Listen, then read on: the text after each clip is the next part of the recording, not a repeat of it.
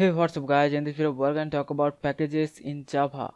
Packages can be thought of as container which can be used to store classes based on their functionality. The main advantage of using packages are: number one, reusability. Reusability means we can import one package and we can reuse the classes inside that package so many times. Number two, we can prevent naming conflict using packages. Like an example, if we have another package called pack2, then inside both of these packages we can have class with the same name. Like an example, the package 1 can have a class called A, and also the package 2 can have one class called A. So both the packages can have classes with the same name, and this can be possible with the use of packages in Java. Number 3, organize.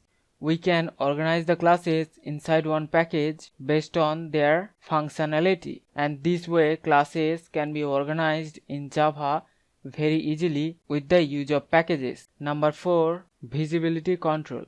We can control the visibility of classes with the use of packages, and this will improve the security and accessibility of all the classes inside one package. So these are the advantages of using packages in Java.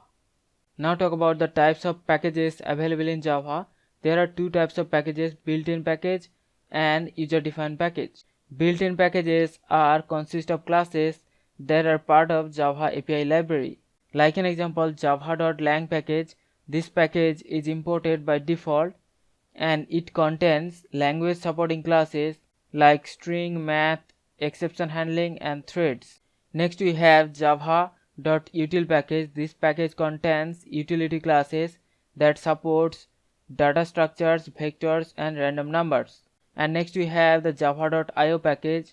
This package is used to support input-output operations.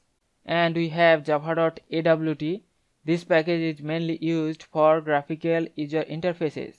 And also we have Java.net package, and this package contains the classes for networking operations. And next we have Java.applet package. This package contains classes for implementing applets in Java.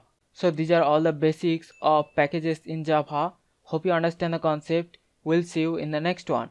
Thank you.